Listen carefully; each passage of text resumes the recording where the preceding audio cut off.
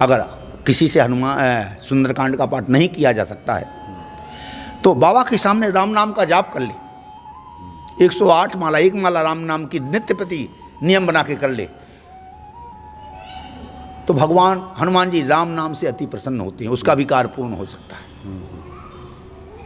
उठे हुए पग का, बाबा के उठे हुए पग पे ध्यान करके उनका चरणों का अपने माथे पे तिलक लगा दे और किसी कार्य के लिए जाए तो उसका भी कार्य सिद्ध होता है। भक्तजन अगर श्रद्धा और भाव से नित्य प्रति कैसा भी कोई भी कार्य हो, अगर सुंदरकांड का पाठ कर ले, नियम 41 दिन घी का दीपक जला करके सुंदरकांड का पाठ लाल आसन पर बैठ के कर ले जो कोई, तो उस हर कार्य की सिद्धि हो सकती है उसके जीवन में। कोई भी काम ऐसा ना होगा अपने मन में, लेकिन काम होना चाहिए सात्विक काम। लेकिन जो यहाँ पे मंदिर में भी ऐसा प्रत्यक्ष हुआ है कि मैं मृत्यु के मुख से बाबा ने मुझे निकाला है, इसी मंदिर में, इसी जगह पर। अच्छा जी, ऐसा बहुत कई बार अनुभव हुआ है मुझे। मेरे हनुमत दया कीजिए, मेरे हनुमत दया कीजिए, मेरे हनुमत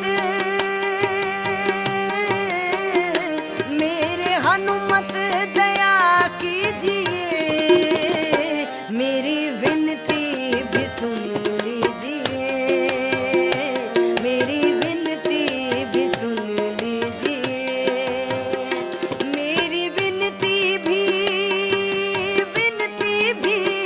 मेरी विनती भी सुन लीजिए, अपनी भक्ति का वर दीजिए, अपनी भक्ति का वर दीजिए, अपनी भक्ति का,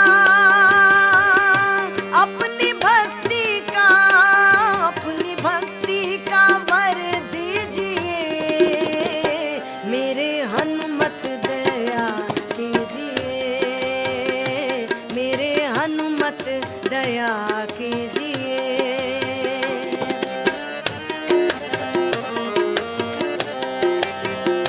जय सिया राम। जय श्री राम। सब सुख लहे तुम्हारी सरना, तुम रक्षक काहू को डरना। हनुमान जी प्रसन्न हो जाएं तो भक्तों के जीवन में सब संभव हो जाता है। एक बहुत ही प्रसिद्ध मंदिर में हम इस वक्त उपस्थित हैं। ये गुफा वाला मंदिर है, दिल्ली का प्रीत बिहार का जी ब्लॉक। हनुमान जी साक्षात यहाँ विराजमान हैं और हनुमान जी की महिमा बताने के लिए पूज्य पंडित जी हमारे सामने हैं। स्वागत है आपका पंडित जी। जय सिया राम जी। क्या शुभ नाम हुआ आपका? पंडित ओम प्रकाश तिवारी। पंडित जी, हनुमान जी तो संकट मोचन है। हनुमान जी की प्रसन्नता से तो सब संभव हो जाता है भक्तों के जीवन में। जिस प्रकार से आप हनुमान जी के बारे में तो जी कोई बखान कुछ कर ही नहीं सकता है, लेकिन इस तुक्ष वाणी से उनकी महिमा के बारे में कुछ कह सकते हैं कि जैसे कि हम साक्षात रूप में सामने हमारे बाबा जी विराजमान हैं। इनको जिनकी कहते हैं ज्ञानी नामाग्रगण्यम, ज्ञानियों में अग्रगण्य, बलों में अतुलित बल, जिनके बल की महिमा नहीं, ज्ञान की महिमा नहीं, किसी चीज की भी, माने कलयुग केवल नाम आधा नाम, तो ये प्रभु के नाम से प्रसन्न होते हैं हनुमान जी। और सामने इनके श्री राम दरबार विद्यमान है। इनको हाँ ठीक सामने प्रभु राम है जी। दक्षिण मुखी, अच्छा, दक्षिण मुखी हनुमान जी की अपार महिमा है। जिस प्रकार से जो भक्तजन इनके सामने किसी भी प्रकार की प्रार्थना कर दे, सामने आकर के किसी भी प्रकार की प्रार्थना कर दे, उस प्रार्थना को भगवान हनुमान जी तुरंत ही स्वीकार करते हैं। अच्छा जी। जिस प्रकार से दक्षिण मुखी हनुमान जी सिद्ध है। इस मंदिर में ये छोटा सा मंदिर है जो कि जैसे नाग देवता विराजमान है, हनुमान जी विराजमान है, ये राधा कृष्ण विराज, मैया रानी, यहाँ से ही मंदिर की शुरुआत हुई। अच्छा, मतलब शुरुआत यहीं से मंदिर की शुरुआत हुई। और आज कहाँ किस शिखर पर मंदिर है। तो जिस प्रकार से हनुमान जी ने ही इस मंदिर को, माने जैसे खुद अग्रगण्य है, इसी प्रकार से दिल्ली में तीसरा नंबर मंदिर का आता है। और इनकी महिमा के बारे में जैसे प्रकार से कहा है, कहते हैं अतुलित बलिधामम हेम शैलावदेहम दनुजमन कृषाणम ज्ञानी नामाग्रगण्यम सकल गुण निधानम बानरा नामधीशम रघुपथ प्रिय भक्तम बात जातम नमामि। कवन सो काज कठिन जग माही जो नहीं होत तात तात तुम पाही। और इनके सामने इतना इनको बल की याद दिलानी पड़ती है, जिस प्रकार से जामवंत जी ने, क्योंकि किसी कार्य को करने में ये झिझकते नहीं है, और इनको याद दिला दी जाए। इनको ऐसा कुछ श्राप लगा हुआ था हनुमान जी महाराज को कि तुम्हें अपने बल की याद दिलानी पड़ेगी, तुम तब उस कार्य को आप करेंगे। अच्छा पंडित जी, कुछ महत्वपूर्ण बातों के बारे में हम आपसे जानना चाहेंगे। एक तो बहुत अच्छी आपने बात बताई कि यहीं से शुरुआत हुई, और हनुमान जी चूँकि अग्रगण्य हैं, जिसमें आगे उनको रख दिया जाए तो सारा कार्य तो पूरा हो ही जाता है। एक जो एक व्यवहारिक तौर पे आप भी भक्तों से मिलते होंगे, आप देखते होंगे कि लोग कर्म कांड में प्रवृत्त दिखाई देते हैं, उपायों को करते दिखाई देते हैं, पाठ को करते दिखाई देते हैं, लेकिन कई बार ये होता है कि व्यक्ति ईश्वर की महिमा पर विशेष ध्यान नहीं देता कि ईश्वर की महिमा क्या है, उनका स्वरूप क्या है, उनका प्रारूप क्या है, जिसकी आप चर्चा कर रहे हैं। तो जिसकी वजह से ऐसा होता है क्या कि व्यक्ति की इच्छा पूर्ति, मनोकामना पूर्ति में विलम्ब हो जाता है? क्या आपका इस प्रकार का ऐसा कुछ अनुभव है? देखिए, विश्वास की अति आवश्यकता होती है। सबसे पहले विश्वास, विश्वास ही हर जगह फलित होता है। अगर हमने कर्म किया, कर्म के साथ साथ विश्वास अति आवश्यक है जी। कर्म करना मतलब भगवान के सामने हमने प्रार्थना करी, पूजा करी, जिस हम सकाम भाव से पूजा करते हैं। एक निष्काम भाव से पूजा होती है, एक सकाम भाव से पूजा होती है। तो आजकल तो कलयुग में ऐसा कोई बिरला ही है जो निष्काम भाव पूजा करता है, जिसको कुछ नहीं चाहिए, क्योंकि कलयुग केवल सुर नर मुनि की याही रीति स्वार्थ लाख करें सब प्रीत। हम सब स्वार्थ के लिए, अगर स्वार्थ से भी और विश्वास पूर्वक इनके चरणों में आ जाएं, विश्वास पूर्वक इनके चरणों में आ जाएं तो सबका कल्याण निश्चित है। विश्वास और श्रद्धा, श्रद्धा और विश्वास की अति आवश्यकता है, और बिना श्रद्धा विश्वास के ही फलित कुछ काम नहीं होता। जैसे कि कोई कहता है कि मैंने तो ऐसा किया, मैंने ऐसा किया, लेकिन मेरा काम तो पूरा नहीं हुआ, तो वहाँ उनके अंदर विश्वास और श्रद्धा की कमी है। अगर आपके अंदर विश्वास है और श्रद्धा है, तो मैंने तो ये प्रत्यक्ष देखा है कि कलयुग में हर प्राणी की कार्य संभालते हैं बाबा। ये समझ जाता है। अच्छा पंडित जी, क्या कुछ इसके लिए कुछ विधि, कुछ उपाय, कुछ तरीके हैं क्या कि विश्वास श्रद्धा बढ़े? क्योंकि कई बार ये होता है कि अधिकांश लोग कहते तो हैं कि हम खूब विश्वास करते हैं, लेकिन उस विश्वास की वृद्धि के लिए क्या कुछ इस तरह के उपाय, कुछ नियम, कुछ पाठ, क्या करे व्यक्ति के विश्वास की वृद्धि के लिए? नाम की महिमा। अच्छा, कलयुग केवल नाम आधारा। अगर नाम रट करते, कर्म करते रहो, नाम रटते रहो। कलयुग में नाम अति आवश्यक है, और सरलता बना दी भगवान ने कलयुग के लिए। कलयुग समय जुग आन नहीं, जो नर कर विश्वास। विश्वास के साथ भगवान का गान करके, नाम लेकर के, और अपने कार्यों को तो सिद्ध करता ही है, और भव संसार सागर से भी पार हो जाता है। मैं तो जब छोटा से था, गांव में रहता था, तो गांव में रह करके भी मुझे विश्वास और एक श्रद्धा, जब मैं पढ़ाई करता था तो नित्य प्रति हनुमान चालीसा का पाठ करके ही स्कूल जाता था। अच्छा, ये नियम था जी। और उसके साथ साथ ऐसा अनुभव भी हुआ कि कहीं मेरे जीवन में कोई अड़चन नहीं आई, लेकिन जो यहाँ पे मंदिर में भी ऐसा प्रत्यक्ष हुआ है कि मैं मृत्यु के मुख से बाबा ने मुझे निकाला है, इसी मंदिर में, इसी जगह पर। अच्छा जी, ऐसा बहुत कई बार अनुभव हुआ है मुझे। मतलब ऐसा लगा कि जीवन पे संकट था, और बिल्कुल संकट था ही, बिल्कुल। एक बार तो ऐसा हुआ कि भी छोटा मंदिर था, मंदिर बन रहा था, इसके लेंटर पड़ा हुआ था, और ये छोटा सा एक हॉल सा बना हुआ था।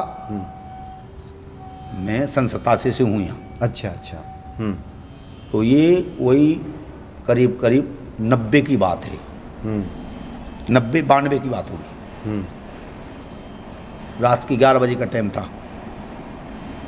आज तक मैं किसी को बताता नहीं हूँ बात को। जी जी। बाहर चौकीदार और मैं वार्तालाप कर अब मैंने कहा शयन किया जाए, रात का विश्राम किया जाए।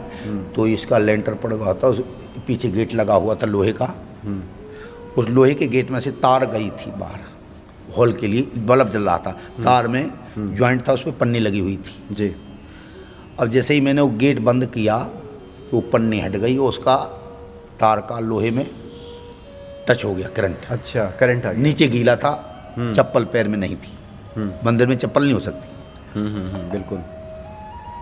गेट बंद किया, टच, और नीचे से अर्थ मिल गया, ऊपर से करंट हो गया। चौकीदार वहाँ से तो, और सन 89 में मेरी हुई थी शादी। अच्छा। अब ऐसा हुआ तो अब मुझे तो करंट लग गया। मैं खड़ा का खड़ा ऐसे कुंडा पकड़ के रह गया। अब मेरे सारे जितना जीवन था उस जीवन का नक्शा मेरे सामने आ गया कि अब मैं जाने वाला हूँ। और वहाँ की बात है ये, जाने वाला हूँ तो एकाएक मेरी निगाह बाबा पे पड़ी। मेरे रोंगटे खड़े हो गए इस बात को बताते। अच्छा, संकट मोचन की तरफ ध्यान गया। बाबा के ऊपर पड़ के, बाबा अब जाते हैं, इतना कहा मैंने बस। तो इतना कहते मेरी आवाज़ निकली। आवाज़ चौकीदार ने सुनी, चौकीदार अंदर आया और मैंने इशारा किया उसको, बाबा ने ही इशारा किया होगा क्या पता, तो उसने तार में डंडा मारा और जैसे ही डंडा करंट निकला और मैं नीचे गिर गया। अच्छा। तो ये क्या है? हाँ बिल्कुल, ये बिल्कुल तो प्रत्यक्ष है, बिल्कुल। बाबा पर निगाह पड़ी मेरी, और निगाह पड़ते ही चौकीदार को मेरी आवाज़ निकली। करंट में आवाज़ कहाँ निकलती है? चौकीदार को प्रेरणा हुई और उसने डंडे का तार छुड़ाया, डंडा इतनी जल्दी कोई समझ भी नहीं पाता ना कि क्या करें, क्या करना है। जी जी जी। तो साक्षात बाबा ही आए बचाने के लिए, और कौन आया रात को 11 बजे। तो ये तो प्रत्यक्ष कई प्रमाण है। गांव में बिल्कुल छोटा सा था मैं। अच्छा। हमारे यहाँ आषाढ़ का महीना जून जुलाई में होता है। आषाढ़ का महीना, आषाढ़ का बारिश होती है। सुबह सुबह उठे तो दिशा मैदान के लिए गए। उस टाइम पर सुबह सुबह रात भर पानी बरसा, एक खम्बा गिर गया। खम्बा में पूरी में लाइट थी। लाइट तो मैं छोटा था, ज्ञान नहीं था। पानी एक तरफ से नदी थी, नदी के उस तरफ जाते थे तो उधर जा नहीं सकते थे। वो खम्बा पड़ा था तो खम्बा का तार मैंने ऐसे उठाया और वहीं गिर गया। फिर नहीं मुझे होश क्या हुआ मेरे साथ। अच्छा। और उसी दिन हमारे यहाँ मंगलवार का दिन था और भगवान हनुमान जी की पूजा का दिन होता है उस दिन, आषाढ़ में। हाँ, हनुमान जी की पूजा होती है उस समय जी। सारा गांव इकट्ठा होकर के, हनुमान जी के बाहर मंदिर है गांव के बाहर, तो सब इकट्ठा होकर के अपने अपने घर से पकवान बना करके ले जाते हैं। फिर वहाँ भगवान को, बाबा जी को चूल्हा चढ़ाते हैं, भोग लगाते हैं, फिर वहीं बैठ करके प्रसाद ग्रहण करते हैं। वो दिन था उस दिन। उसको हम आषाढ़ी अठवारी बोलते हैं, आषाढ़ी अठवारी चढ़ानी बाबा को। तो जब मैं गिर गया तो कई लोग जाएं देखें, गांव के लोग, तो पड़ा है मर गया है तो, लेकिन मर ही गया था समझ लो। लेकिन मेरा भाई, बड़ा भाई गया वहाँ।